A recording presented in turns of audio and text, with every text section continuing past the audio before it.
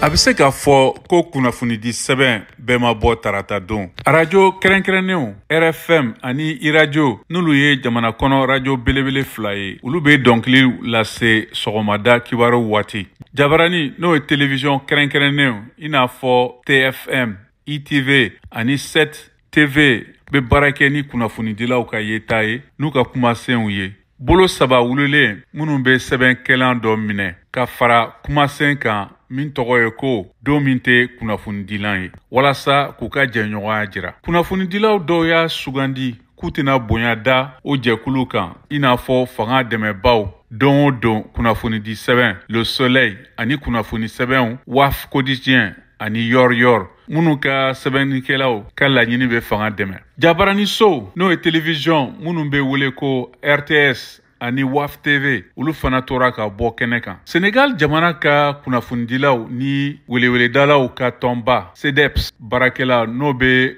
weleweledalaw kɛrɛnkɛrɛnnenw ni foroba gafebɔlaw lajɛ ɲɔgɔn fɛ. O y'a jira ko kunnafonidilaw ka hɔrɔnya bɛ farati la Senegal. A ka jɛ k'a fɔ ba dɔ kɔnɔ min bɔra tɛnɛndon sigida kunnafonidilaw fɛ. A bɛ fangatigiw jalaki kabini avril kalo. Kɛrɛnkɛrɛnya la kunnafonidilaw ka wari mara jate bon n'a bɛ wele ko compte olu datugu la ka sababu kɛ salen sarabaliya ye, gansili bɛnkan sɛbɛn saratiw tiɲɛni fan kelen fɛ ani sariya siratigɛ la. Saraw jɔli kunnafonidi so ka kan ni minnu ye.